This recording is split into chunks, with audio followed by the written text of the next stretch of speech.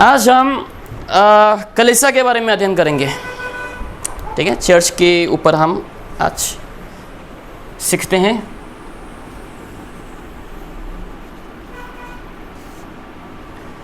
कि चर्च क्या है, कलीसिया क्या है, और हमें कलीसिया क्यों जाना होता है या फिर हम कलीसिया क्यों जाते हैं, और कलीसिया जाने का फ़ायदा क्या है।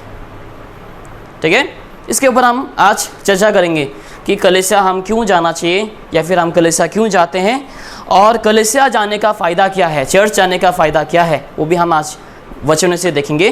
बाइबल से हम खोलकर हम जानने के लिए कोशिश करेंगे कि कलीसिया में जाके हमारा क्या फ़ायदा हो सकता है। क्या हमें पैसा मिल सकता है? जैसे बहुत से लोग बोलते हैं ना कि पास्टर लोग जो है लोगों को समोसा देकर, राइस बैग देकर, आटा देकर, चीनी देकर लोगों को क्या करते हैं, अपने कलीसिया में ले आते हैं।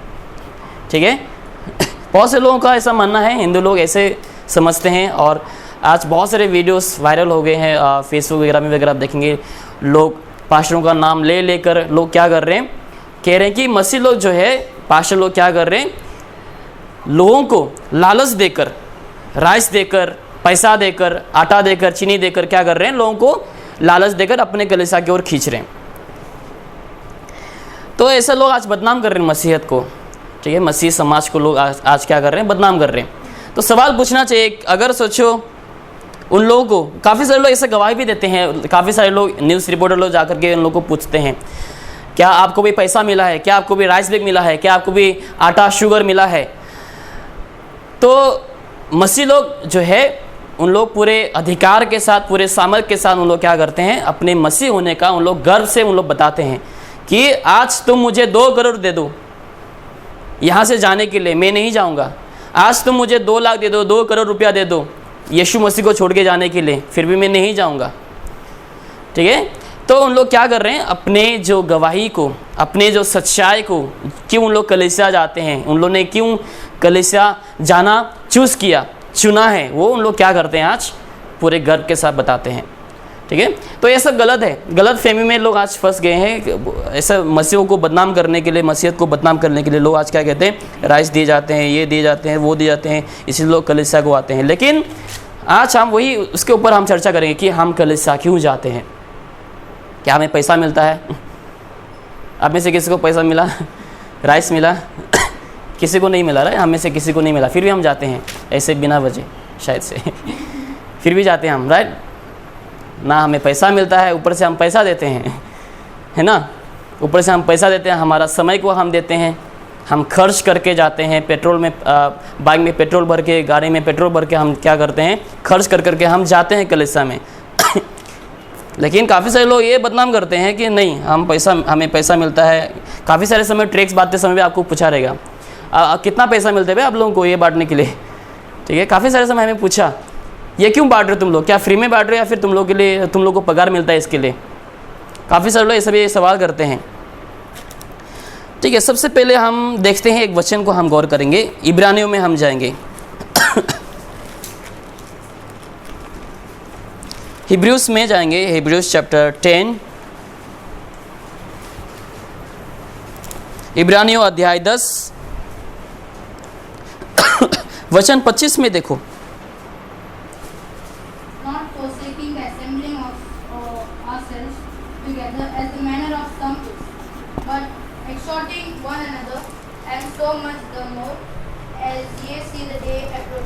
ओके, तो आज जो संदेश होंगे, आज जो यहाँ पर शिक्षाएं होंगे, ये केवल मसीहों के लिए, हम क्रिश्चियन लोगों के लिए। तो सबसे पहली बात यहाँ पर हम क्या देख रहे हैं कि इकट्ठा होना। ठीक है, इकट्ठा होना क्या मत करो, बंद मत करो। यानी कि चर्च में जाना क्या ना करो, बंद मत करो। बाइबल में आज्ञा है। ठीक है, इकट्ठा होना, कलीसिया जाना क्या ना करो, बंद मत करो। अगर हम कलीसिया नहीं जाते हैं, वो क्या है, पाप है। यहाँ पर साफ साफ तौर से क्या लिखा है वचन 25 में, एक दूसरे के साथ इकट्ठा होना ना छोड़ें। ठीक है, तो सबसे पहली बात हम ये बात को जान लेंगे, अपने मन में हम डाल लेंगे कि हमें इकट्ठा होना नहीं बंद होना है। जब तक आपको कोई बीमार ना हो, जब तक आपको कोई बहुत बड़ा मेजर या फिर प्रॉब्लम ना हो, तब तक आपको कलीसिया जाना बंद नहीं करना चाहिए। ठीक है, मुझे अब याद है, यहाँ पर आकर 7 साल हो चुके हैं मुझे, गोवा में आकर मुझे 7 ईयर्स हो चुके हैं, 7 साल। मुझे जितना याद है मैंने आज तक कलीसिया जाना बंद नहीं किया। एक बार शायद क्या हुआ, हमारा तभी 3 सर्विस होते थे, एक हिंदी सुबह को 8 बजे, बाद में हमारा पेंजिम सर्विस होता था 10 बजे, उसके बाद शाम को हमारा और एक मडगांव में सर्विस होता था, वो करीबन शायद 4 बजे मेरे ख्याल से, 8 बजे 10 बजे 4 बजे। तो मैं तभी बीमार था बहुत, तो सुबह के अटेंड किया, पेंजिम में भी अटेंड किया, लेकिन शाम को जाने से कहा क्योंकि बीमार बहुत ज़्यादा हो गया था, मेरा बुखार बहुत ज़्यादा बढ़ गया था, तो जिसके चलते मैं नहीं गया। तो मुझे जितना याद है तभी मैंने एक बार, वो भी संडे को मैंने चर्च अटेंड किया, लेकिन यहाँ पे नहीं कर सका। लेकिन मैंने चर्च जाना कभी बंद नहीं किया जितना मुझे याद है, ठीक है, जितना मुझे याद है मैंने चर्च जाना आज तक कभी बंद नहीं किया। तो आपको भी ये मन में रखना है, बाइबल जैसे कहती है यहाँ पर कि इकट्ठा होना कभी हमें बंद नहीं करना चाहिए, ठीक है, हमें समय निकालना चाहिए, क्योंकि परमेश्वर ने क्या कहा कि मैं अपना कलीसिया को बांधूंगा, है कि नहीं। परमेश्वर ने क्या कहा कि मैं अपना कलीसिया बांधूंगा, यानी कि परमेश्वर चाहता है ताकि मसीह लोग कहाँ पे मिले, कलीसिया में मिले, चर्च बिल्डिंग में मिले, जहाँ पे हम मिलते हैं। जैसे हमारा चर्च कहाँ पे है, चर्च बिल्डिंग कहाँ पे है हमारा, हम दोनापोला में मिलते हैं, राइट। ओके, तो अभी हम ये समझने के लिए कोशिश करेंगे कि कलीसिया क्या है, चर्च क्या है, कलीसिया क्या है, इसको हम पहले समझने के लिए कोशिश करेंगे। क्या हम एक वचन खोलेंगे, गॉस्पेल ऑफ मैथ्यू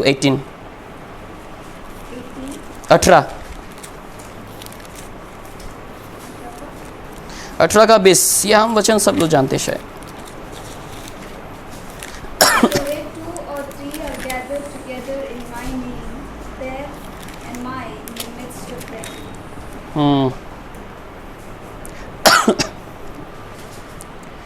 ओके, तो चर्च क्या है, इसको हम अभी हल्का सा समझने के लिए पहले कोशिश करेंगे, कलीसिया क्या है। ओके, तो यहाँ पर हमने जान लिया कि कलीसिया हमें नहीं त्यागना है, कलीसिया जाना हमें बंद नहीं करना है। अभी हम कलीसिया क्या है ये समझने के लिए कोशिश करेंगे। यहाँ पर क्या लिखा है, जहाँ पर एक या दो मेरे नाम में इकट्ठे होते हैं वहाँ पर मैं रहता हूँ, यानी कि प्रभु यीशु मसीह चाहता है ताकि हम मसीह लोग जो है इकट्ठे हों, ठीक है। प्रभु यीशु मसीह क्या चाहता है कि कलीसिया या फिर परमेश्वर के जो लोग हैं, जो बिलीवर हैं, उन लोग क्या हो, उन लोग इकट्ठे हो सके। जैसे कि देखो शुरुआत के दिनों में जो कलीसियाएं हैं उन लोग रविवार को मिलते थे, संडे को मिलते थे।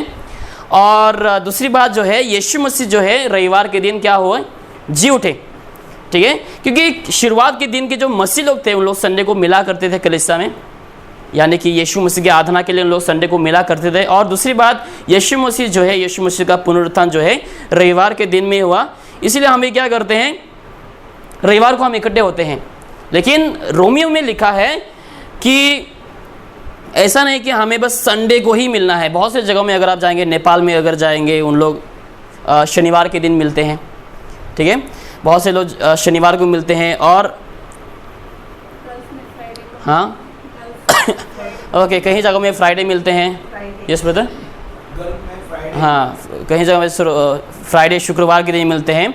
तो बाइबल में लिखा है कि जिसको जैसा मन करे वो वैसा मिल सकता है, ठीक है। यहाँ पे हमें देखो कोई दिक्कत वाली बात नहीं है, हम रविवार में मिल सकते हैं, हम शनिवार को भी मिल सकते हैं। लेकिन यहाँ पर शुरुआत के दिनों के जो मसीह लोग हैं उन लोग रविवार को मिलते थे। और दूसरी बात, जैसे मैंने कहा कि यीशु मसीह जो है रविवार के दिन में जी उठे, जिसके चलते हम भी क्या कर रहे हैं, रविवार के दिन में हम कलीसिया को मिलते हैं।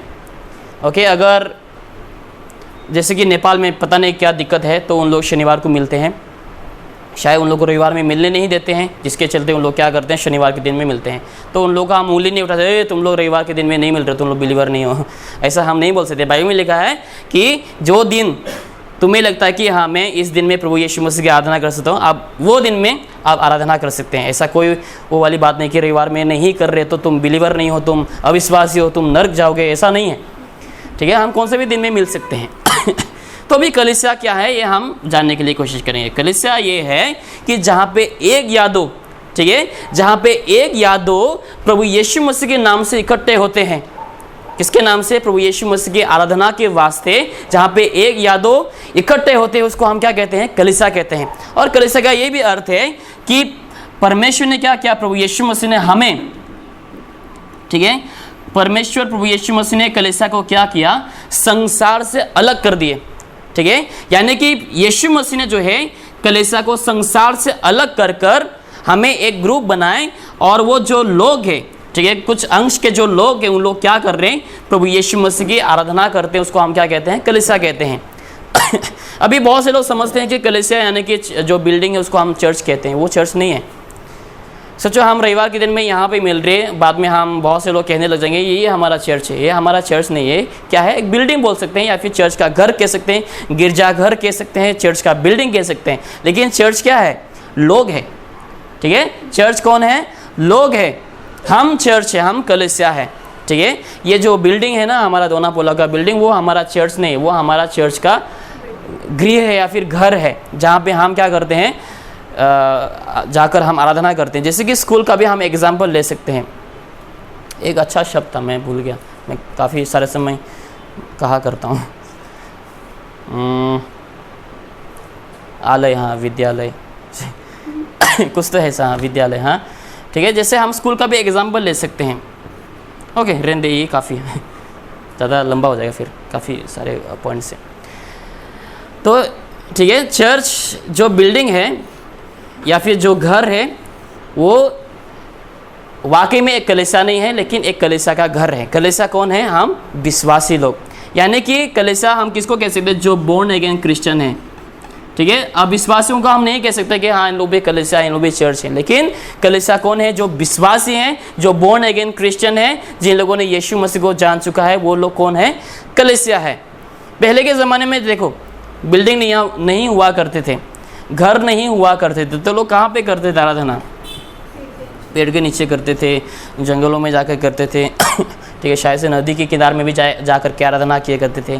ठीक है, एक अलग दिन उन लोग चुन के रखते थे कि जहाँ पे सारे के सारे विश्वासी लोग इकट्ठे होंगे ये दिन में। ठीक है, हर दिन तो हम इकट्ठे नहीं हो सकते, राइट।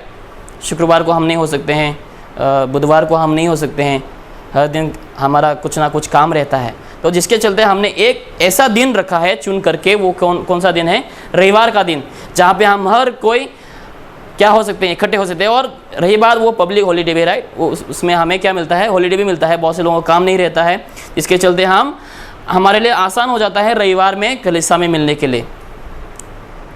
ओके, तो ये हल्का सा इंट्रोडक्शन था। अभी हम आगे बढ़ेंगे हमारे मेन पॉइंट्स के ओर कि कलीसिया हम क्यों चाहते हैं, या फिर कलीसिया जाने का फ़ायदा क्या है। सबसे पहली बात हम देखेंगे कि हम कलीसिया क्यों जाते हैं। पैसा मिलने के लिए, पैसा लेने के लिए, राइस बैग लेने के लिए, आटा लेने के लिए, या फिर किस लिए हम कलीसिया आते हैं। सबसे पहली बात, हमारा फ़ायदा क्या होता है। देखो, बहुत से लोगों को मौका नहीं मिलता है, बहुत से लोग बिज़ी हो जाते हैं, बहुत से लोगों को काम लग जाता है। लेकिन देखो, हम जब चर्च आते हैं, सबसे पहली बात हम परमेश्वर की आराधना कर सकते हैं। ओके, सबसे पहला जो है, हम प्रभु की आराधना करने के लिए आते हैं। अभी देखो, आराधना में हम कितना सारे हम चीज़ों को ला सकते हैं। अभी आराधना क्या है, यह भी हमें जानने की उचित है। आराधना मतलब बहुत से लोगों को लगता है कि बस गीत गाना आराधना होता है, वर्शिप, यानी कि जो वर्शिप सॉन्ग होते हैं, जहाँ हम गिटार बजाकर, कीबोर्ड बजाकर जहाँ हम गाना गाते हैं, लोगों को लगता है कि हाँ वही आराधना है। ठीक है, वही आराधना नहीं है। सब कुछ जो हम कलीसिया में करते हैं, चाहे वो गीत गाना, ठीक है, चाहे वो गाना हो, या फिर प्रीचिंग हो, या फिर ऑफरिंग हो, राइट, ऑफरिंग दे रहा है सब लोग देना चाहिए। ठीक है, गीत गाना हो, प्रीचिंग हो, ऑफरिंग हो, या फिर स्वीप करना हो, साफ सफाई करना हो, किसी को इनवाइट करना हो, किसी को एनकरेज करना हो, ऑफरिंग देना हो। ठीक है, वो सब क्या है, वर्शिप है। तो हम कलीसिया में क्यों जाते हैं, प्रभु यीशु मसीह की आराधना करने के लिए जाते हैं। ठीक है, अभी देखो, अगर हम आराधना के वक्त अगर हम ऑफरिंग नहीं देते हैं, वो आराधना नहीं हो सकता। ठीक है, वो इनकम्प्लीट है। अगर आप ऑफरिंग नहीं दे रहे, क्योंकि बाइबल में हम बहुत से ऐसे जगहों में देख सकते हैं जहाँ पर लोगों ने जो है परमेश्वर को आराधना करते वक्त क्या दिए पता है, कुछ ना कुछ ऑफर दिए, राइट। यहाँ तक कि अगर हम इतिहास में भी अगर हम जाएंगे, कहानियों में जाएंगे, बाइबल की ऐसे कहानियों में जहाँ पे लोग जो है राजा को मिलने के वक्त भी उन लोग क्या लेके जाते थे, कुछ ना कुछ गिफ्ट लेके जाते थे। हम एक उदाहरण भी देख सकते हैं अब्राहम के बारे में, जहाँ पर परमेश्वर ने कहा कि तुम अपने बेटा जो आइजक है उसको क्या करो, बलिदान दे दो। तो बाद में अब्राहम ने क्या कहा अपने सेवकों से कि मैं और मेरा जो पुत्र है हम दोनों जाएंगे और परमेश्वर को आराधना करके हम वापस आएंगे। ठीक है, अब्राहम ने कैसे आराधना किया परमेश्वर को, परमेश्वर की कैसे आराधना की है, अपना जो बेटा है उसको बलिदान करते हुए अब्राहम ने परमेश्वर का आराधना किया। ठीक है, तो मैं क्या कहना चाहता हूँ कि हाँ, हम बिना दिए हम परमेश्वर को आराधना नहीं कर सकते। यहाँ तक कि परमेश्वर ने भी जो है देकर अपना प्यार को इजहार किया। कैसे? भाई पहला यूहन्ना में लिखा है कि परमेश्वर ने जो है अपना पुत्र को देकर, ठीक है, अपना पुत्र को देकर क्या किया, अपना प्यार को इजहार किया। देना जरूरी है, तभी हम जान सकते हैं कि हाँ आप किससे कितना प्यार करते हैं।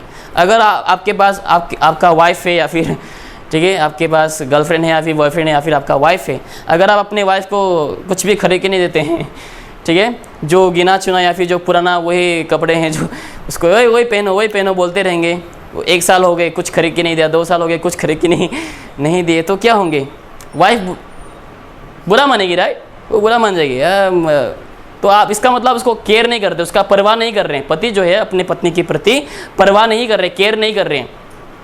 तो देखो देना जो है बहुत ही ज़रूरी है। इसी से हम पता लगा सकते हैं कि कौन किससे कितना प्यार करता है। ऑफरिंग या फिर देना, ठीक है, अपना टाइम, केवल ऑफरिंग ही नहीं, केवल पैसा ही नहीं, लेकिन अपना टाइम, ठीक है, वो भी हमें देना ज़रूरी है कि आप प्रभु से कितना प्यार करते हैं। उसी के द्वारा हम जान सकते हैं कि आप परमेश्वर के लिए कितना समय, कितना वक्त निकालते हैं। ओके, तो जब हम आराधना करते हैं, काफ़ी सारे समय जो है हमारा आराधना परमेश्वर ग्रहण नहीं करता है। क्यों नहीं करता है पता है? ये भी आपको दिखाएंगे। हम तो जाते हैं कलीसिया में, राइट, गाना गाते हैं, हम प्रचार सुनते हैं, हाथ उठाकर हम गीत गाते हैं, लेकिन काफ़ी सारे समय परमेश्वर हमारी आराधना, हमारे वर्शिप को एक्सेप्ट नहीं करते हैं।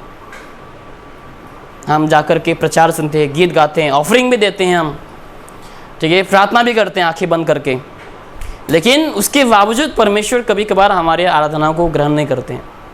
हमें लगता है कि हाँ चलो मेरा जीवन में सब कुछ ठीक ठाक चल रहा है, हमें लगता है कि हाँ परमेश्वर मेरी जो आराधना है उसको स्वीकार कर चुके हैं, क्योंकि मैंने गीत गाए, क्योंकि मैंने प्रचार सुना, क्योंकि मैंने ऑफरिंग दिया। हमें लगने लगता है कि हाँ परमेश्वर ने मेरा आराधना चलो ग्रहण कर लिया है। लेकिन कुछ वचन मैं आपको दिखाऊंगा। आइए हम पहला वचन को खोलते हैं, जेनेसिस चैप्टर 4, उत्पत्ति की किताब, बाइबल का पहला पुस्तक उत्पत्ति,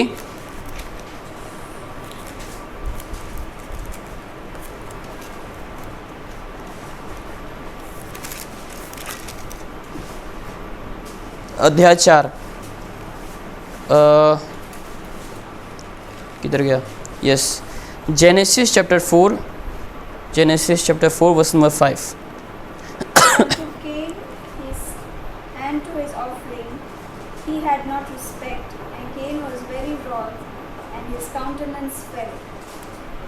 यहाँ पर देखो केन और एबल के बारे में यहाँ पर हम कहानी को देखते हैं, राइट। ये किसके बेटे हैं? किसके तो बेटे हैं? हाँ, आदम, राइट, आदम और हवा के बेटे। तो यहाँ पर हम केन और एबेल के बारे में हम देख सकते हैं, दोनों जो है अलग अलग करके क्या करते हैं, परमेश्वर को भेंट चढ़ाते हैं। ठीक है, पहला जो फल या फिर पहला जो चीज़ें हैं जो उन लोगों ने बनाई हैं या फिर किए हैं या फिर लगाए हैं, उसका पहला जो फल होता है उन लोग क्या करते हैं, परमेश्वर को देते हैं। लेकिन यहाँ पर देखते हैं कि केन का जो ऑफरिंग है उसको परमेश्वर क्या नहीं करता, एक्सेप्ट नहीं करता। ठीक है, आपको लगता है कि शायद कभी कभार, राइट, हमें लगता है 500 रुपये में कैसे दूँ, 500 ऑफरिंग में कैसे दूँ कि नहीं दूँ। बाद में हम पछताते हैं देने के बाद, 1000 रुपीज़ में कैसे दूँ, राइट, बाद में देने के बाद पछताते हैं, मैं क्यों दिया, 100 रुपये भी तो दे सकता हूँ, 50 भी तो दे सकता हूँ। परमेश्वर नहीं कह रहा कि तुम्हें 1000 ही देना होगा, परमेश्वर ये भी नहीं कह रहा कि तुम्हें 500 रुपया ही देना होगा, परमेश्वर ये भी नहीं कह रहा है कि तुम्हें 100 ही देना होगा, परमेश्वर ये भी नहीं कह रहा है कि तुम्हें 50 ही देना होगा। जो तुम्हारा दिल करे, ठीक है, जो तुम्हारा दिल करे वो तुम दे सकते हो, लेकिन दिल से दो। आप एक कहानी जानते रहेंगे, राइट, एक स्त्री के बारे में। सब लोग दे रहे थे। अगर आप 100 रुपया का छुट्टा बना ले तो कितना सारा होगा, राइट? बहुत सारे होंगे। 100 रुपये का अगर आप खुले करते हैं 1-1 रुपया करके कॉइन, सोचो कितने सारे कॉइन होंगे आपके पास, बहुत सारे कॉइन होंगे। तो जो आप सोचो ऑफरिंग बॉक्स में, हमारा तो चलो बास्केट है, आवाज़ वगैरह नहीं आता है, अगर सोचो कोई डिब्बे, लोहे का डिब्बे में अगर आप डालते हैं उस पैसे को, कितना आवाज़ आएगा, राइट? कर करके काफ़ी लंबे समय तक आप आवाज़ निकाल सकते हैं 100 रुपये का खुला करके के ऑफरिंग देते वक्त। तो लोगों का क्या लगा है, वाह बहुत सारे पैसे दे ये तो बहुत धनी है, इसके बाद बहुत सारे पैसे हैं। लोग क्या करेंगे, वाह वाह कहेंगे इसके बारे में, क्योंकि इसने क्या दिए, बहुत सारे पैसे दिए, बहुत सारे चिल्लर जो है, बहुत सारे साउंड आने लगे जब वो पैसा को डाले, तो लोग क्या कहेंगे, वाह वाह कहेंगे। बाइबल में लिखा है कि इसको इसका पुरस्कार मिलेगा संसार में, स्वर्ग में इसका कोई पुरस्कार नहीं है। पुरस्कार क्या है कि लोग वाह वाह कहेंगे, वो उसके अंदर घमंड आ जाएंगे, वाह मैं महान हूँ, ये हूँ, लोग भी इसका तारीफ करेंगे। इसका पुरस्कार जो है, इसको इसका पुरस्कार मिल चुका है। लेकिन एक स्त्री है जिसके पास एक ही सिक्का है, वो सोचने लगी इतने सारे लोग यहाँ पर, इतने ज़्यादा संख्याओं में, इतने ज़्यादा अमाउंट में लोग पैसा दे रहे हैं, क्या परमेश्वर मेरा पैसा, मेरा जो ऑफरिंग है उसको एक्सेप्ट करेंगे? क्योंकि उसके पास एक ही कॉइन है, एक ही सिक्का है।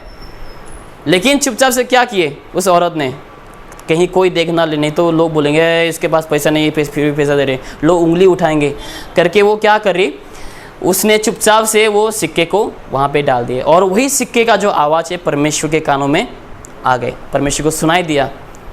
इन लोगों का आवाज़ सुनाई दिया, इन लोगों का कर 10-20 सेकेंड तक जो आवाज़ इन लोगों का निकला यहाँ पे, परमेश्वर ने उस आवाज़ को गौर नहीं किया, क्योंकि इन लोग क्या है, कपटी है, दिखावटी, इन लोग दिखाने में माहिर है। हाँ देखो मैंने इतना दिया भाई हुआ। लेकिन परमेश्वर जो है जानता है कि किसका दिल कैसा है, कौन कैसा, किस मनसा से दे रहे। ठीक है, आपका जो मनसा है वो सही होना चाहिए जो आप देते हैं। तो यहाँ पर परमेश्वर ने जो है एक सिक्का जो उस औरत ने दी, वही परमेश्वर के कान में जाकर गूंज गए, और वही आराधना को परमेश्वर प्रभु यीशु मसीह ने जो है एक्सेप्ट किए। ठीक है, तो यहाँ पर ये नहीं कह रहे कि तुम्हें 1000 देना है, 500 देना है, 100 रुपया देना है, 50 देना है, जो तुम्हारा मन करे तुम दे सकते हो। ठीक है, यहाँ पे कोई फोर्स नहीं कर रहे यहाँ पर, या फिर हम पुराने नियम में नहीं जी रहे कि तुम्हें 10 मांग को देना ही देना है।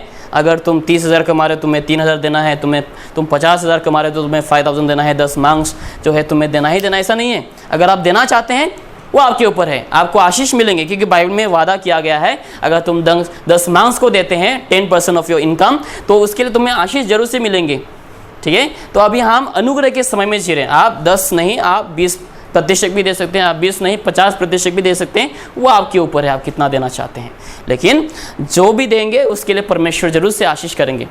ठीक है, लेकिन ये आशा रखते हुए मत देना कि हाँ नहीं तो बिजनेस ऐसा हो जाएगा, मैं 10%, बाइबल में लिखा है कि अगर तुम 10% दोगे तो मैं स्वर्ग के विंडो खोल करके तुम्हें आशीष डालूंगा। राइट, बाइबल में लिखा है मलखाई में कि देखो तुम मुझे परख के देखो कि मैं तुम्हें दूंगा कि नहीं दूंगा।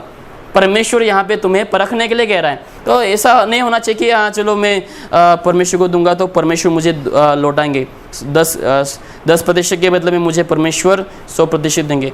ऐसा हमें मनसा लेके नहीं देना है कि अगर मैं प्रभु को दूं तो परमेश्वर रिटर्न में मुझे वापस देंगे। ऐसा हमें मनसा रख कर ऑफरिंग नहीं देने हैं।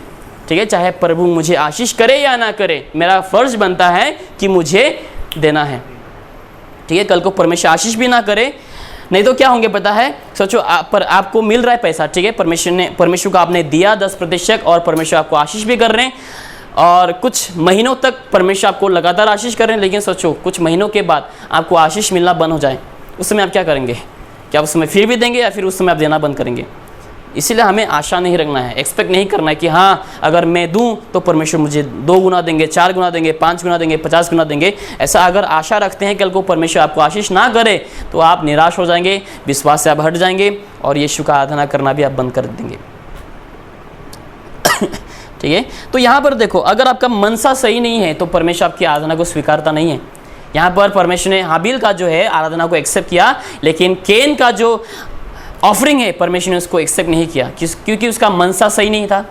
ठीक है, जो सबसे अच्छा है वो सबसे उत्तम चीज़ों को परमेश्वर को नहीं दिया। जो बचा कुचा चीज़ें हैं केन ने क्या किया, उसको परमेश्वर को भेंट दे दिया। लेकिन हाबिल ने क्या किया पता है, सबसे उत्तम पहला फल, ठीक है, फर्स्ट जो फ्रूट होता है या फिर पहला जो चीज़ें होते हैं उसको हाबिल ने क्या किया, परमेश्वर को दिया, सबसे उत्तम चीज़ें, ठीक है। लेकिन केन ने नहीं दिया, केन ने जो बचा कुचा जो खराब चीज़ें हैं वही परमेश्वर को दे, ले लो। ऐसा नहीं होना चाहिए हमारा मन में, ठीक है। तो परमेश्वर वैसा आराधना को नहीं स्वीकारते हैं। ओके, पहला शमूएल में हम जाएंगे, first Samuel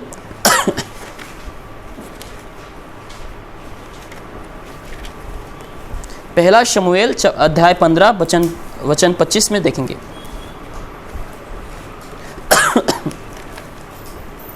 Now therefore I pray thee, pardon my sin and turn again with me, that I may worship the Lord.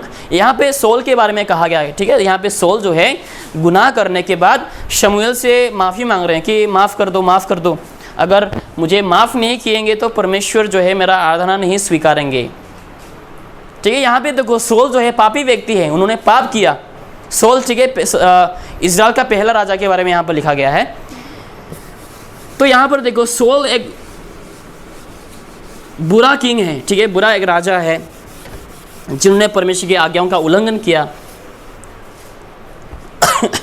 तो यहाँ पर सोल जो है जानता है वो भी कि अगर मैं कुछ पाप करूं, ठीक है, अगर मेरा पाप का क्षमा नहीं होंगे तो परमेश्वर मेरा आराधना को नहीं स्वीकारेंगे, ठीक है। आपको ये मन में रखना है, जब आप कलीसिया आते हैं प्रभु की आराधना करने के लिए, परमेश्वर की इबादत करने के लिए, उस समय जब आप गीत गाते हैं, ऑफरिंग देते हैं, प्रीचिंग सुनते हैं, सब कुछ आप कर देते हैं, काम वगैरह भी करते हैं, आप सब अरेंज करते हैं, सब वायर वगैरह को आप संभालते हैं, सब कुछ आप सामान लेकर के वापस रख देते हैं, वो सब कुछ आप करते हैं।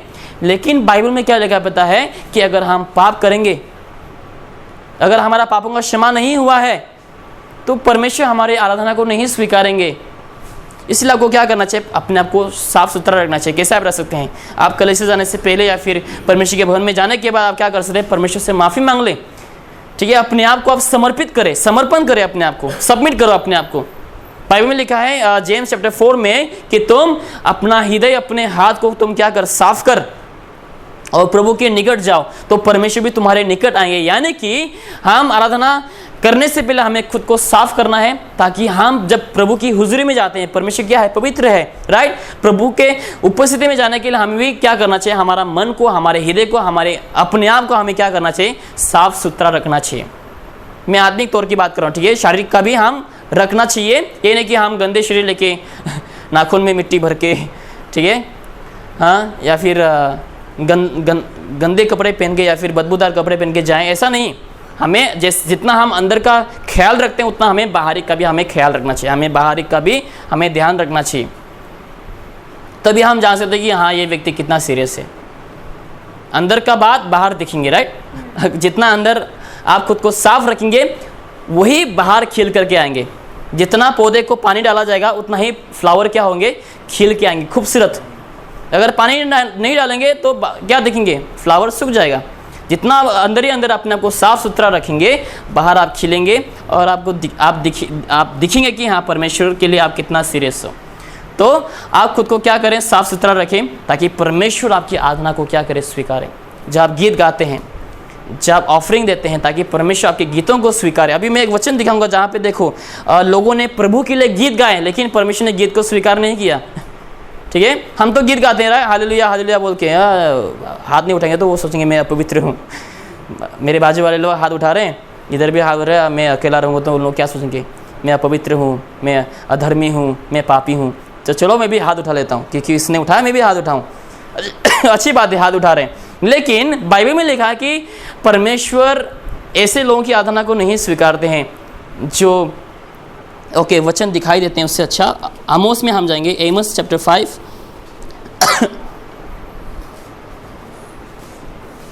ये गीत के बारे में या फिर कौन सा पता नहीं, देखते हैं। एमोस चैप्टर 5 वर्स नंबर 21 से लेकर हम 23 तक देखेंगे। I despise your feast days, and I will not smell in your solemn assemblies. Though ye offer me burnt offering and your meat offering, I will not accept it. Neither will I regard the peace offering of your fatness. Take thou away from me the noise of thy songs, for I will not hear the melody of thy voice.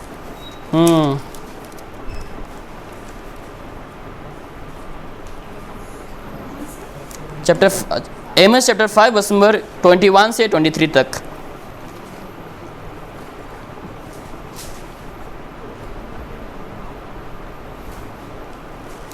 देखो verse number 23 में 22 okay 21 से हम देखते हैं। मैं तुम्हारे प्रभु से बैर रखता हूँ और उन्हें निकम्मा जानता हूँ और तुम्हारी महासभाओं से प्रसन्न नहीं। चाहे तुम मेरे लिए होम बलि या फिर अन्य बलि चढ़ाओ तो भी मैं प्रसन्न नहीं होऊंगा, और तुम्हारे पाले हुए पशुओं के मेल बलियों की और ताकूंगा और गीतों को कोलाहल मुझसे दूर करो। तुम्हारे सारंगियों का सुर मैं ना सुनूंगा।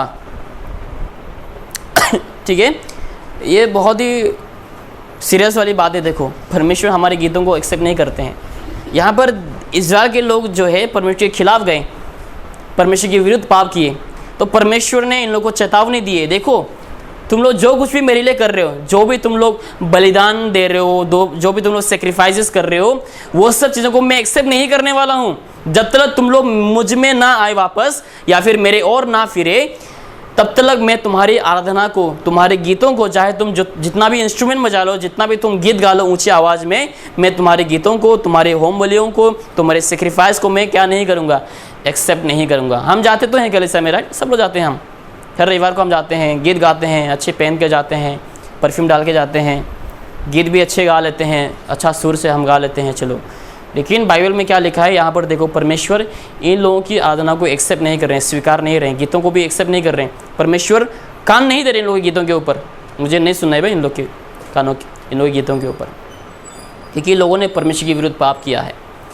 तो सबसे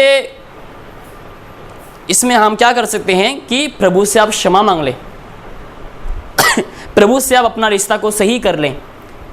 ठीक है, पाप जो है, ये जो पाप है ना, या फिर हम जो डिसओबे करते हैं, घमंड, अहंकार जो हमारे अंदर भरा हुआ है, राइट, मैं क्यों करूं, मैं ठीक तो हूं, मुझ में कोई कमी घटी नहीं है, ये जो घमंड, अहंकार, इसको हमें सब उतार के फेंकना चाहिए, राइट। नहीं तो हम दब जाएंगे हमारे खुद के पाप में, हमारे अहंकार में, हमारे ईर्ष्या में, हमारे क्रोध में। ठीक है, हम क्या हो जाएंगे, हम दब जाएंगे। ये सब क्या है, पाप है। ठीक है, और पाप को जो है परमेश्वर क्या करता है, नफरत करता है। परमेश्वर पाप से नफरत करता है, पापियों से जरूर से प्यार करता है। तो प्रभु नहीं चाहता कि हम पाप में रहें, क्योंकि जब हम पाप में रहेंगे, जब हम कलीसिया में जाएंगे, गीत गाएंगे, परमेश्वर वो गीतों को एक्सेप्ट नहीं करेंगे। हमारे ऑफरिंग जो हम देते हैं, वो ऑफरिंग को परमेश्वर एक्सेप्ट नहीं करेंगे। सबसे बेहतर ये होंगे कि हम जो है अपने पापों को मानकर हम क्षमा मांग लें और प्रभु के साथ हम रिश्ता को सही कर लें। तो हम जब कलीसिया जाएंगे, हम अच्छे मन से, अच्छे हृदय से, बिना कोई दिखावटी के, ठीक है, चाहे हमारा सुर जैसा भी हो, हम जब गाएंगे परमेश्वर हमारे गीतों को ज़रूर से सुनेंगे, चाहे जितना भी बेसुरा हो। ठीक है, ऐसा नहीं कि आपको सुरीला होना है, बहुत सुरीला होना है, ऐसा होने की ज़रूरत नहीं है। अगर आप कोशिश करते हैं सुरीला होने के लिए, बहुत अच्छी बात है। अगर आप मेहनत नहीं करेंगे तो आपके ऊपर धिक्कार हो। ठीक है, बहुत से लोग आलसी हैं, नहीं करेंगे, नहीं करना है। हमारे क्वायर में भी ऐसा होता है कि बहुत सारे समय तो मेरा माइंड कुछ और हो जाता है। ठीक है, जब कर सकते हैं तो करना चाहिए। ओके, बहुत से लोग बेसुरा होते हैं, बहुत से लोग गीत नहीं गा सकते हैं, ठीक है, उन लोग सुर नहीं लगा पाते हैं, तो वो हम चलो मान सकते हैं, कोई उसमें कोई दिक्कत वाली बात नहीं है। लेकिन फिर भी उन लोग कोशिश कर रहे हैं, फिर भी गा रहे हैं। ऑल्विंग को ही देख लो, ऑल्विंग पहला, ओके, ऑल्विंग का एग्जांपल ले रहे हैं, वो सुर नहीं लगा पाते हैं। ठीक है, उसका अगर हम ए स्केल में गा रहे हैं तो वो सी स्केल में गाएगा। लेकिन आपने देखा रहेगा वो करीबन दो गा चुके चर्च में, फिर भी उसने 2 गीत गाए, स्पेशल सॉन्ग दिए उसने, वो भी सुर में गाया। मेरे साथ भी एक बार गाए, हालांकि हमारा ऊपर नीचे हो गए, मैं कहीं और गा रहा था, वो कहीं और गा रहे हैं, फिर भी वो गाए। ठीक है, कोशिश करना चाहिए। ये नहीं कि मेरा सुर नहीं लगता है तो मुझे मैं नहीं गा सकता, मैं नहीं गाऊंगा, ऐसा नहीं होना चाहिए। हमारा दिल प्रभु के लिए होना चाहिए कि मेरा दिल को कहाँ तक परमेश्वर के ऊपर रखता हूँ। अगर आपका दिल सही जगह में है, चाहे आप बेसुरा भी हो, चाहे आप सुरीला हो, चाहे आपका सुर ही खराब हो, आप फिर भी क्या कर सकते हैं, प्रभु के लिए गा सकते हैं। और वही जो बेसुरा सुर है परमेश्वर के कानों में क्या होंगे पता है, सबसे मीठा आवाज़ परमेश्वर के कानों में गूंजेंगे। यहाँ पर देखो लोगों ने इतने बेहतरीन बेहतरीन इंस्ट्रूमेंट बजाए, इतने बेहतरीन बेहतरीन करके गाए लोगों ने, उसके बावजूद परमेश्वर ने इन लोगों के गानों के ऊपर कान ही नहीं दिया। मुझे नहीं सुना है भाई, तुम लोग जितना भी अच्छे सुर में गा लो, जितना भी तुम लोग अच्छे इंस्ट्रूमेंट बजा लो, मुझे तुम लोग के ऊपर कोई इंटरेस्ट नहीं है। तो ठीक है, तो अपना ईर्ष्या, अपना घमंड, अपना अहंकार, अपना क्रोध सब हटा दो ताकि आप हल्का हो सके। नहीं तो ये बोझ को लेकर आप प्रभु के सम्मुख जाएंगे, आप आराधना नहीं कर पाएंगे। आप खुद को क्या कर दो, हल्का कर दो। आप खुद को हल्का कर दो, आप लाइट फील करेंगे, आप अच्छा महसूस करेंगे। परमेश्वर की हुजूरी में जब आएंगे आप पवित्र आत्मा से परिपूर्ण हो जाएंगे। अगर आप पाप में डूबे हुए हो, पवित्र आत्मा आपको कंट्रोल नहीं कर सकता। जब आप पाप से दूर होंगे, जब पाप का क्षमा आपका हो चुके होंगे, तब पवित्र आत्मा आपको जो है अपने कंट्रोल में आएंगे, रखेंगे, और आप जो है परमेश्वर की आराधना को बहुत ही बेहतरीन तरीके से, खूबसूरत तरीके से आप आराधना कर पाएंगे, और आप परमेश्वर को एंजॉय भी कर पाएंगे कलीसिया में। नहीं तो आप महसूस नहीं कर पाएंगे परमेश्वर की हुजूरी को, कभी भी आप महसूस नहीं कर पाएंगे। जब गीत गाएंगे आपको कुछ होगा ही नहीं, जब प्रचार भी सुनेंगे आपको कुछ होगा ही नहीं, जब ऑफरिंग देंगे आपको फिर भी कुछ होगा ही नहीं। आपकी जीवन में ना ब्लेसिंग्स आएंगे, ना आपको कुछ महसूस होंगे, कुछ भी नहीं होंगे। बस आप जैसे गए वैसे आएंगे आप, ठीक है, जैसे गए वैसे वापस आएंगे। कोई बदलावट नहीं, कोई चेंजेस नहीं, कोई हैप्पीनेस नहीं, कोई जॉय नहीं, आपके अंदर में कुछ भी नहीं होंगे। आप जैसे जाएंगे वैसे वापस आएंगे। लेकिन अगर आप अपने पापों को मानकर, पापों को हटाकर आप प्रभु के शरण में जाएंगे, अगर आप दुखी हैं, परमेश्वर आपके हृदय में क्या डालेंगे पता है, आनंद से भर देंगे। अगर आपके पास कोई कमी घटी है तो परमेश्वर ये वादा करता है कि आपकी कमी घटी वो पूरा करेगा, और वो आपके अपने आशीषों से भर देगा। ओके, और एक वचन हम देखेंगे मलखाई में, बाइबल पुराने नियम की आखिरी पुस्तक,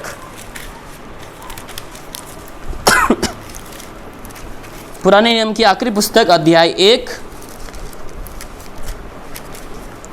1 6 से लेकर हम 14 तक तो नहीं पढ़ सकते हैं इतने सारे। एक minute,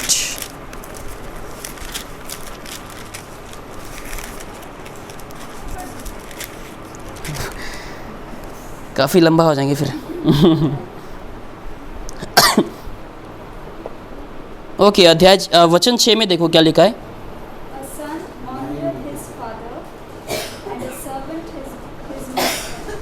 If then I be a father, where is mine honor? And if I be a master, where is my fear? Saith the Lord of hosts unto you, O priests that despise my name. And ye say, where have we despised thy name? वचन 7 में, okay, वचन 7 में भी देख लो। Ye offer polluted bread upon mine altar. And ye say, wherein have we polluted thee? In that ye say, the table of the Lord is contemptible. Okay, आगे। And if ye offer the blind for sacrifice, is it not evil? And if ye offer the lame and sick, is it not evil? Offer it now unto thy governor. Will he be pleased with thee, or accept thy person? Saith the Lord of hosts. Okay, तो यहाँ पर याजकों के ऊपर लिखा गया, ठीक है। जब याजक लोग बलि चढ़ाते हैं तो उन लोगों को कहा गया कि कैसे बलि चढ़ाने हैं, कैसे पशुओं को चढ़ाने हैं, सब याजकों को कहा गया है। लेकिन याजक लोगों ने यहाँ पर क्या किया, ना तो परमेश्वर को कोई आदर दिए, ना तो परमेश्वर को कोई सम्मान दिए, ठीक है। गंदे चीज़ों को क्या किए, परमेश्वर को ऑफर दिए, परमेश्वर के लिए ऑफरिंग दिए। तो वैसे ऑफरिंग को जो है परमेश्वर क्या नहीं करता है, एक्सेप्ट नहीं करता है,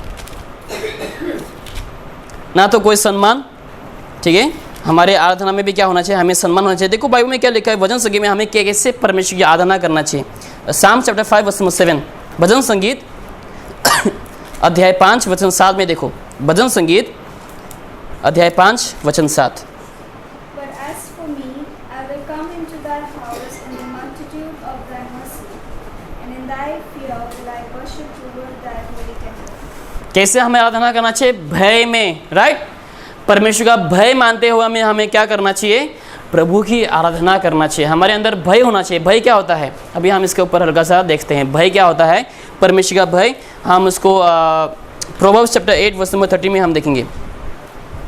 प्रोवर्ब्स चैप्टर 8 वर्स नंबर 13, अगर आप जानना चाहते हैं कि परमेश्वर का भय क्या है। 8 का 13, yes. The fear of the Lord is to hate evil, pride and arrogancy and the evil way, and the froward mouth do I hate. ठीक है, तो ये परमेश्वर का भय है, ठीक है, फियर ऑफ द लॉर्ड। तो परमेश्वर, ठीक है, हमें प्रभु की आराधना कैसे करना चाहिए, वर्शिप कैसे करना चाहिए, परमेश्वर के भय में होकर हमें प्रभु की आराधना करना चाहिए। अगर हमारे अंदर परमेश्वर का भय नहीं है, जिसके अंदर परमेश्वर का भय नहीं, क्या होंगे पता है, उसके अंदर अहंकार होंगे, उसके अंदर क्रोध होंगे, वो एरोगेंट होंगे बहुत, ठीक है। ऐसे व्यक्ति होंगे जिसके अंदर परमेश्वर का भय नहीं है, उसका जीवन अहंकार से परिपूर्ण होंगे, क्रोध से, ईर्ष्या से परिपूर्ण होंगे, एरोगेंट होंगे बहुत, ठीक है। जो बातें नहीं करनी चाहिए वो बातें वो करेंगे। तो इसीलिए बाइबल में लिखा है भजन संगीत अध्याय 5 वचन 7 में कि हमें प्रभु के भय में परमेश्वर की आराधना करना चाहिए। यानी कि जब हम प्रभु की हुजूरी में जाते हैं, हमें सब कुछ क्या करना चाहिए पता है, त्याग देना चाहिए। यानी कि अभी मैं नहीं हूँ, ठीक है। हम क्या करते हैं, बहुत से समय हमारे सब चीज़ों को हम ले आते हैं खुद के जीवन में, घमंड ले आते हैं, अहंकार ले आते हैं, क्रोध लेके आते हैं, ईर्ष्या लेकर के आते हैं, और प्रभु के शरण में हम आते हैं, आराधना करने के लिए कोशिश करते हैं, और देखा जाए बाद में कि परमेश्वर हमें आराधना का कोई स्वीकारा नहीं, कोई सम्मान नहीं दिया। क्यों? क्योंकि हमारे अंदर सब कुछ भरा हुआ है, क्योंकि हमारे अंदर परमेश्वर का भय नहीं है। जब हम प्रभु की हुजूरी में जाते हैं, हम खुद को त्याग देना चाहिए, ठीक है। हमें खुद को त्याग देना चाहिए और हमें सब कुछ केवल परमेश्वर के बारे में हमें होना चाहिए, क्योंकि वो जो है दिन केवल रविवार का दिन होता है जहाँ पर हम जाते हैं, और वो पूरा समय सब कुछ हमें क्या करना चाहिए, बस प्रभु के लिए होना चाहिए। वो मेरा घमंड के बारे में नहीं होना चाहिए, मेरे परिवार के बारे में नहीं होना चाहिए। उस समय आप सब कुछ भूल जाओ, आप किसके लिए गए हैं, केवल प्रभु की आराधना के लिए गए हैं, तो आपके मन में केवल प्रभु यीशु मसीह होना चाहिए। आप सब कुछ भूल जाओ उस समय, अपना अहंकार वगैरह सब भूल कर, क्योंकि परमेश्वर का भी भय वही है। जिसके अंदर परमेश्वर का भय है वो घमंड नहीं करेंगे, जिसके अंदर परमेश्वर का भय है वो ईर्ष्या नहीं रखेंगे। ओके, तो सबसे पहली बात, हम कलीसिया क्यों जाते हैं, क्योंकि हम प्रभु की आराधना करने के लिए जाते हैं, और कलीसिया के जाने का फ़ायदा हम प्रभु की आराधना कर पाते हैं उस समय। लेकिन याद रखना, उस दौरान जब हम आराधना करते हैं उस समय परमेश्वर में हमारी आराधना को एक्सेप्ट नहीं करते हैं। क्यों एक्सेप्ट नहीं करते हैं, वो कारण मैंने दे दिए आपको। ओके, अभी हम दूसरे पॉइंट में हम फटाफट से जाएंगे, नहीं तो काफ़ी लंबा हो जाएगा फिर। ओके, रोमियो में हम जाएंगे, रोमन चैप्टर 10, दूसरा पॉइंट्स के ओर हम जम मारेंगे भी फटाफट से।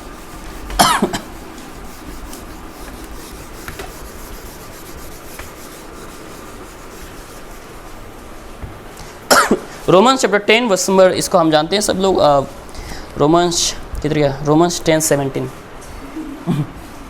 So then faith cometh by hearing, and hearing by the word of God. Okay, ये बहुत इंपॉर्टेंट है, राइट। इसके बिना कलीसिया जाना भी क्या है, व्यर्थ है, परमेश्वर का वचन सुनने के लिए, राइट। अगर ये कलीसिया में ना हो, अगर सब कुछ है, ठीक है, आराधना है, गीत है, ऑफरिंग है, सब कुछ है, सब कुछ हो रहा है कलीसिया में, टेस्टिमनी है, स्पेशल नंबर है, और वर्शिप सॉन्ग वगैरह गा चुके हैं, ऑफरिंग ले चुके हैं, लेकिन ये मिसिंग है, तो क्या आराधना क्या है, हमारा अधूरा है। इसके बिना हमारा जो वर्शिप है, संडे सर्विस क्या है, इसके बिना अधूरा है, इसके बिना जाने का कोई फ़ायदा नहीं है, राइट। अगर वहाँ पर जाने के बाद हमें परमेश्वर का वचन नहीं मिलता है, हमारा पेट नहीं भरता है, हम तृप्त नहीं होते, हम तृप्त कैसे होंगे, जब हम कुछ खाएंगे, राइट। जब हम कुछ नहीं खाएंगे तो हम तृप्त कैसे होंगे, जब हम कुछ नहीं खाएंगे तो हम कैसे क्या कहते हैं इसको, हेल्दी कैसे होंगे। जब आप कुछ खाएंगे ही नहीं, आप हेल्दी नहीं हो पाएंगे, राइट। हमें आत्मिक भोजन की बहुत ज़रूरत है। अगर हम आत्मिक भोजन नहीं ले रहे हैं कलीसिया आने के बाद, देखो हमारे कलीसिया में तो होता है, लेकिन बहुत से लोग पता है ये होने के बावजूद आत्मिक भोजन नहीं ले पाते, उन लोग तृप्त नहीं हो पाते हैं, उन लोग का पेट नहीं भरता, उन लोग हेल्दी नहीं रह पाते हैं। आत्मिक जीवन में उन लोग क्या है, बहुत सूख चुके हैं, बहुत पतले हो चुके हैं आत्मिक जीवन में उन लोग। क्यों? क्योंकि उन लोग वचन को नहीं खा पा रहे हैं, वचन को उन लोग नहीं ले रहे हैं, ठीक है। ऐसा क्या चीज़ है जो उन लोग को रोक रहे हैं परमेश्वर के वचनों को लेने से? आपका अहंकार। हम सब का क्या है ये पता है, हम सब के अंदर है ये जो अहंकार है ना, घमंड, जो प्राइड है, हम प्रत्येक जनों के अंदर प्राइड है। और जो कहते कि मेरे अंदर प्राइड नहीं है, वो सबसे बड़ा घमंडी इंसान है, ठीक है। अगर क्या नहीं मैं प्राइड नहीं हूँ, मैं हम्बल हूँ, वही सबसे ज़्यादा क्या है, घमंडी इंसान है। कि ये घमंड जो है वहाँ से शुरुआत हो जाता है, जहाँ से आप बोलते हैं ना कि मेरे अंदर घमंड नहीं, मैं हम्बल हूँ, वहाँ से आपका जो घमंड है शुरुआत हो जाता है। ठीक है, तो बहुत से लोग आदमी जीवन में उन्नति नहीं ला पा रहे हैं क्योंकि उन लोग प्रभु का वचन को नहीं खा पा रहे हैं। ठीक है, वो ऐसे कौन सी रुकावट है जो आपके जीवन में ला रहे हैं, आप उसको आप खुद जानते हैं, तो आप अपने जीवन से उसको हटा दीजिए। शायद आपका वो सोना भी हो सकता है, मन नहीं लगना हो सकता है। ठीक है, बहुत से लोग मन नहीं देते हैं, बहुत से लोगों का क्या होता है, ध्यान भटक जाते हैं, राइट। प्रचार सुनते सुनते शरीर यहाँ पे होंगे, मन कहीं और होंगे, मापसा में होंगे, पेंजी में होंगे, आज शाम को क्या करेंगे, समुद्र जाएंगे, खेलेंगे कूदेंगे, ये सब मन में चलते रहता है, जिसके चलते आप वचन को नहीं ले पा रहे हैं। ठीक है, वचन को आप क्या नहीं पा रहे हैं, नहीं ले पा रहे हैं, आप वहाँ पर बस एक मृत शरीर के समान बैठे हुए हैं, जैसे कि आप मर चुके हैं, आपके अंदर कोई आत्मा नहीं है, आप बेजान हो चुके हैं वहाँ पे। ठीक है, आप मृत शरीर के समान वहाँ पे बैठे हुए हैं बस, जिसके चलते क्या नहीं हो पा रहे, आपका आत्मिक उन्नति नहीं हो पा रहा है। क्योंकि आत्मिक उन्नति इसी से होती है भाई, इसके बिना हम आत्मिक उन्नति कहाँ से ले आ पाएंगे? क्योंकि ये हमारा क्या है, भोजन है, ये हमारा खाना है। ठीक है, हम चर्च में खाने के लिए जाते हैं, राइट, हम चर्च में खाने के लिए जाते हैं। अगर हम खाना ही नहीं खाएंगे, सही वक्त पे हम खाना नहीं लेंगे, अगर आप जिम जा रहे हैं, सही वक्त पे प्रोटीन नहीं ले रहे हैं, सही वक्त पे आप कैलोरीज नहीं खा रहे हैं, तो आप शरीर कैसे बना पाएंगे? नहीं बना पाएंगे। सही वक्त पे रेस्ट नहीं लेंगे, सही वक्त पे नहीं खाएंगे, तो बॉडी बनना क्या हो जाएगी, मुश्किल हो जाएंगे। अगर आप बस जिम जाएंगे, जाकर लोहा उठाते रहेंगे, अगर शरीर को रेस्ट नहीं देंगे, ठीक है, सही अगर भोजन नहीं लेंगे, तो बॉडी नहीं बनेगा, कभी भी पॉसिबल नहीं है। ठीक है, ऊपर से आप कमज़ोर हो जाएंगे, आपकी हड्डियों में दर्द आना शुरू होंगे। तो वैसे ही है, हम बस कलीसिया में जाते हैं, कोई फ़ायदा नहीं हो रहा है, हम बस बैठे रहते हैं, कोई फ़ायदा नहीं हो रहा है, क्योंकि हमारा मन कहीं और है। परमेश्वर ने मूसा से क्या कहा पता है? तुम ऊपर आओ और वहाँ पे तुम बने रहो। ठीक है, मूसा से परमेश्वर ने कहा कि तुम ऊपर आ जाओ और तुम वहाँ पर ही बने रहो, क्योंकि हम यहाँ पर होने के बावजूद हमारा मन कहीं और हो सकता है, मापसा में हो सकता है, पेंजी में हो सकता है, शाम का प्लानिंग हो सकता है, आज लंच कहाँ करेंगे, कौन से होटल में करेंगे, ये सब बहुत से प्लानिंग्स हमारे मन में चल रहा होता है उस समय। ठीक है, तो मन को आप स्थिर करें, उस समय प्रार्थना करें, पवित्र आत्मा से परिपूर्ण होने की कोशिश करें, पवित्र आत्मा का सहायता मांगे और प्रभु के वचनों के और आप ध्यान लगाएं। ठीक है, केवल 1 घंटा, राइट, कितना घंटा, 1 घंटे के ऊपर जाता नहीं हमारा पेज। ओके, अभी हम और एक वचन देखेंगे कि वचन सुनने से हमारा क्या फ़ायदा होता है। यशाया में हम जाएंगे पहले, यशाया चैप्टर 50, यशाया यानी कि आइज़ा चैप्टर 55, आइज़ा 55 वर्ष नंबर 2 से लेकर 3 तक।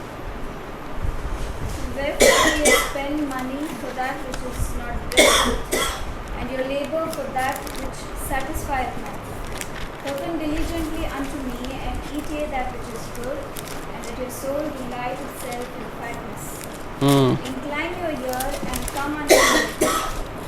Hear, and your soul shall live.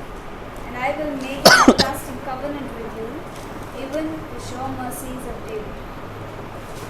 यहाँ पर देखो वर्ष नंबर 2 में लिखा है, जो भोजन वस्तु नहीं है उसके लिए तुम क्यों रुपया लगाते हो,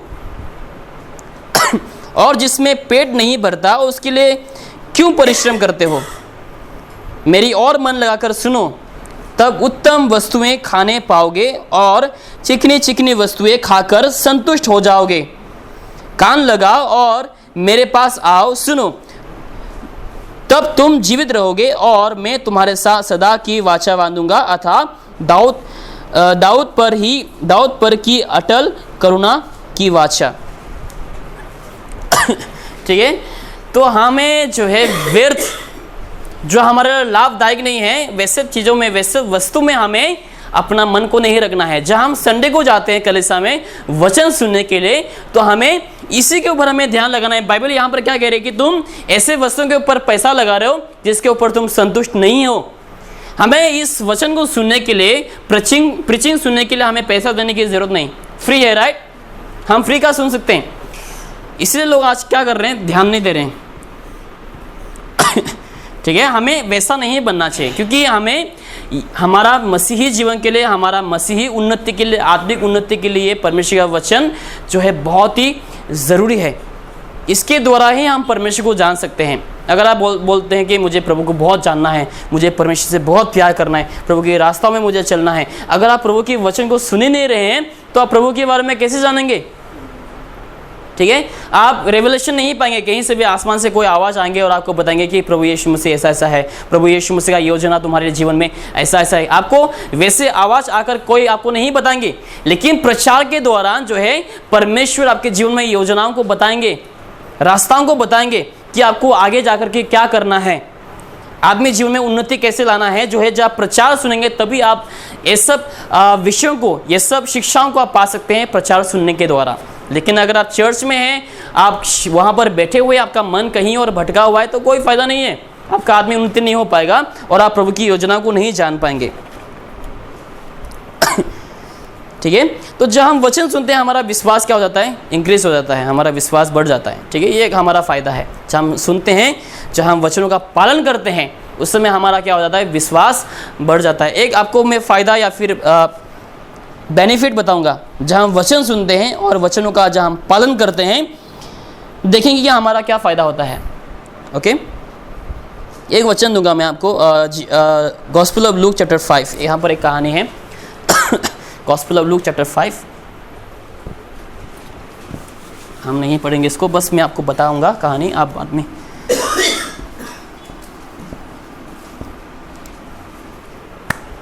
ओके, वचन 1 से लेकर काफ़ी लंबे है शायद कहानी।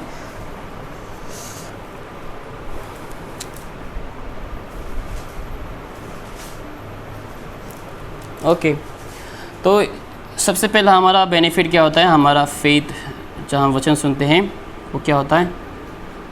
इंक्रीज होता है। और दूसरी बात हम देखेंगे, जब हम वचन सुनते हैं उस समय हमारा क्या फ़ायदा होता है, क्योंकि हम कलीसिया वचन सुनने के लिए जाते हैं। जब हम वचन सुनते हैं हमारा विश्वास बढ़ता है।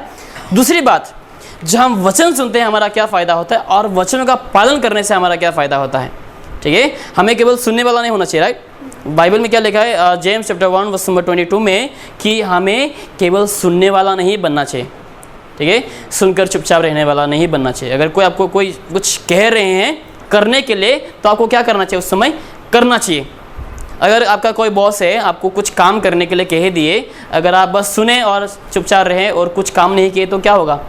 आपको डांट मिलेगा, आपको डांटा जाएगा, या फिर अगर आप ऐसा लगातार करेंगे तो क्या होंगे? आपको काम से निकाला भी जा सकता है। बाइबल में भी लिखा है, गॉस्पेल ऑफ जॉन चैप्टर 15, कि अगर कोई मसीह फल नहीं लाता है, ठीक है, अगर कोई मसीह अपने मसीही जीवन में फल नहीं लाता है, उस डालियों को क्या कर दिए जाएंगे? बताएं, काट दिए जाएंगे। ठीक है,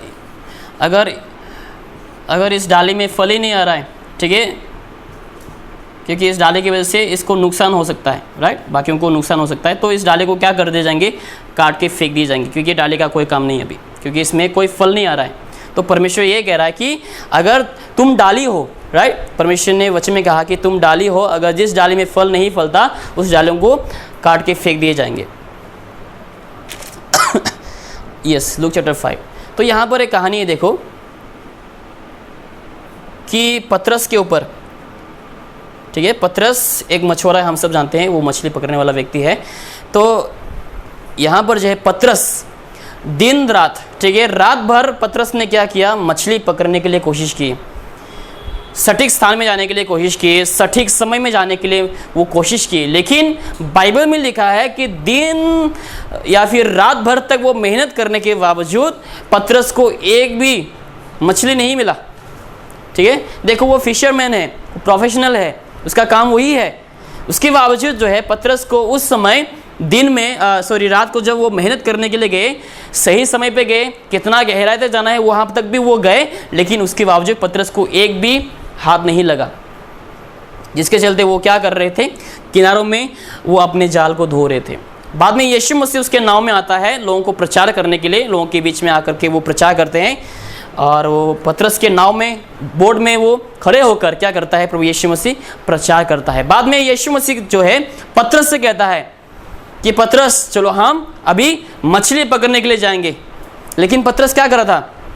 किनारे में वो अपने जाल को धो रहे थे। क्यों? क्योंकि वो रात भर मेहनत किए, उससे एक भी हाथ नहीं लगा, जिसके चलते वो अपने जाल को धो रहे थे। लेकिन अभी प्रभु यीशु मसीह जो है पतरस से कहता है अभी चलो हम मछली पकड़ने के लिए चलते हैं। तो यहाँ पर जो है प्रभु यीशु मसीह नाव में बैठकर क्या करते हैं, मछली पकड़ने के लिए जाते हैं। तो एक वचन, ठीक, एक वचन हम गौर करेंगे ताकि हम बस हवा में ना बोले कुछ। Gospel of Luke chapter 5।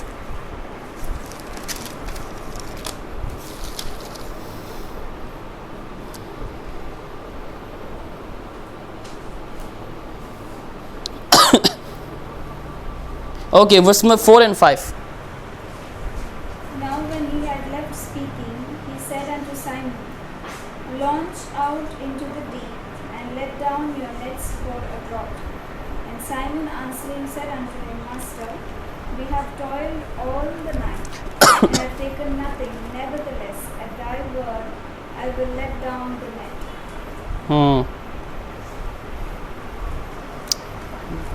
Okay, तो शायद यहाँ पे बहुत सारे पॉइंट है, इसका हम पार्ट 2 बनाएंगे शायद से, नहीं तो बहुत लंबा हो जाएगा। ओके, तो यहाँ पे पतरस अपने जाल को धो रहे थे। यहाँ पे हम समाप्त करेंगे, ठीक है। इसका अध्याय भाग जो 2 है उसको हम अगले हफ्ते करेंगे, क्योंकि बहुत लंबा हो जाएगा नहीं तो। तो पतरस यहाँ पे अपने जाली को धो रहे थे, तो प्रभु यीशु मसीह प्रचार करना समाप्त कर चुके हैं, और पतरस से प्रभु यीशु मसीह कहता है चलो हम जाकर के मछली पकड़ते हैं।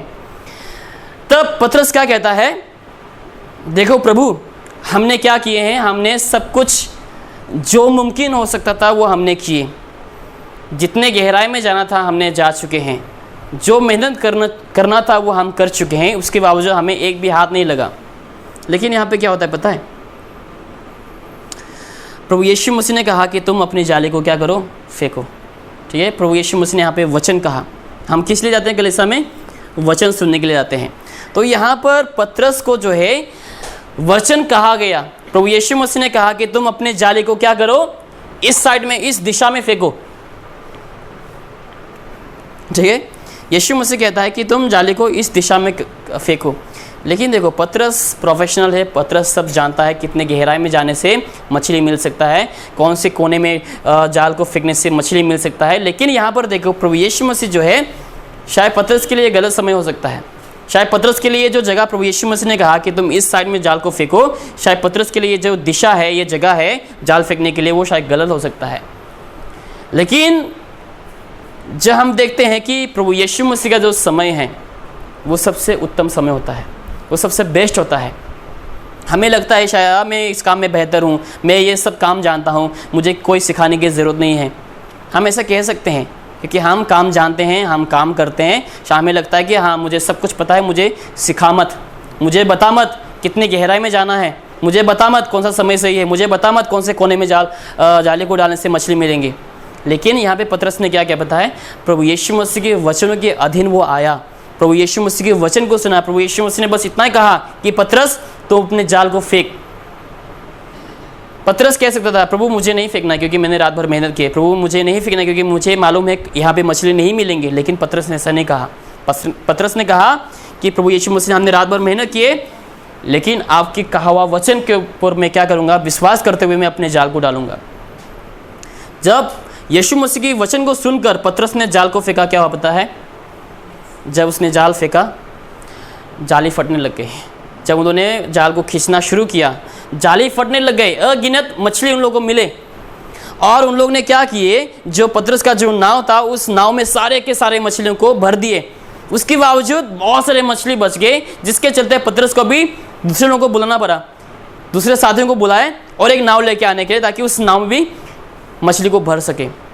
इतने सारे आशीष हैं, ठीक है, इतने सारे आशीष हैं क्योंकि पतरस ने क्या किया, प्रभु यीशु मसीह के वचन को सुना, सुनकर पालन किया।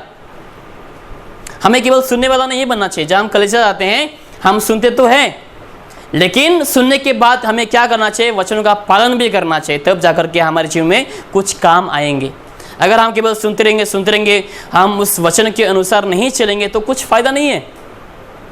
तो सुनने के बाद हमें क्या करना चाहिए, उस वचनों का पालन करना चाहिए। देखो जेम्स चैप्टर 1 वर्स 22 में क्या लिखा है, याकूब अध्याय 1 वचन 22 में, जेम्स चैप्टर 1 वर्स 22,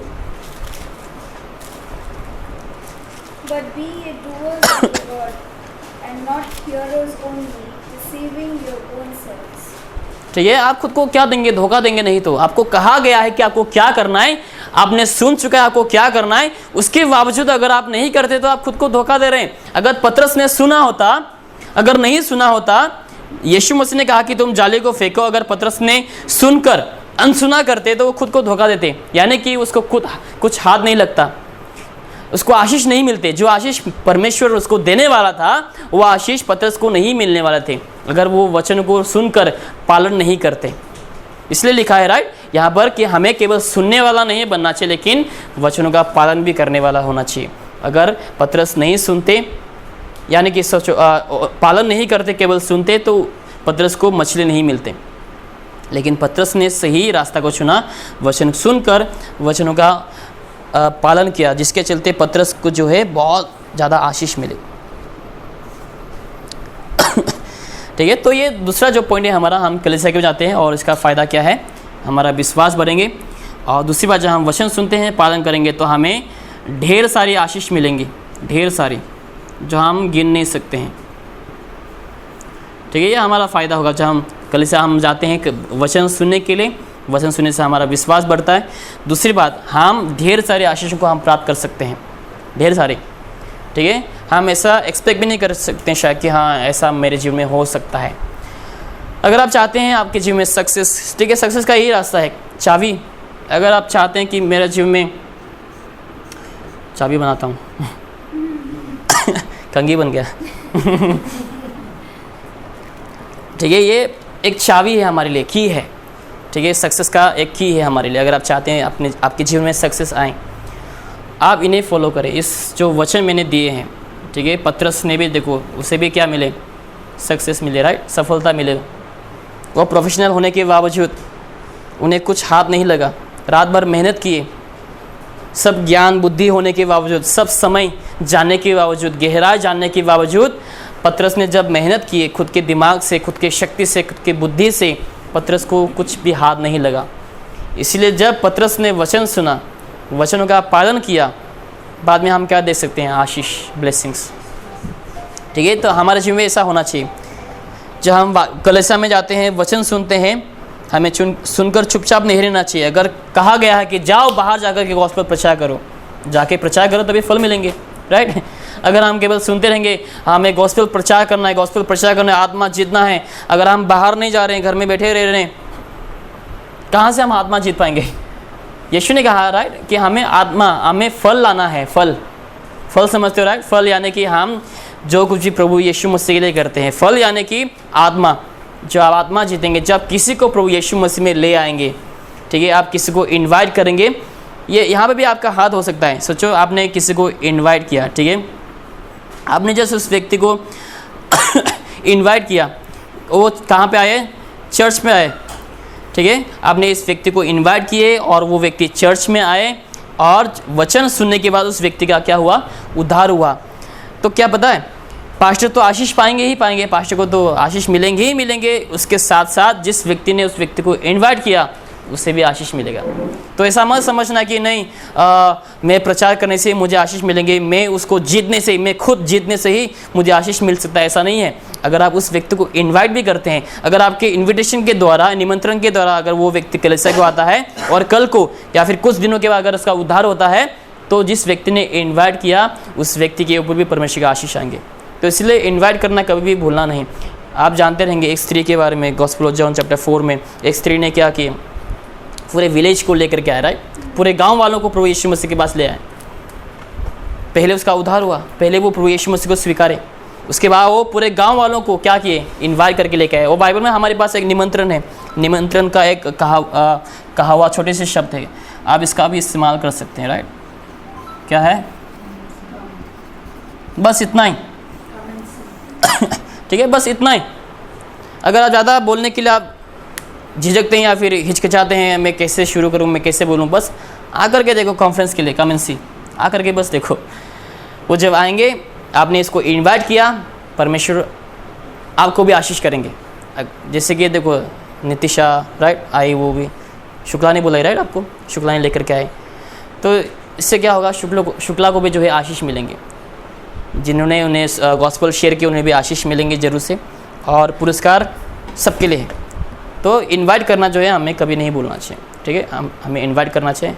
अगर आप कुछ नहीं कह सकते तो कमेंट से बोलें, क्योंकि डिसाइपल लोगों ने भी जो है ये शब्द का इस्तेमाल किया। बहुत सारी स्त्रियों ने भी जो है बाइबल में ये शब्द का इस्तेमाल किया, आकर देखो, आओ और देखो, बस इतना ही।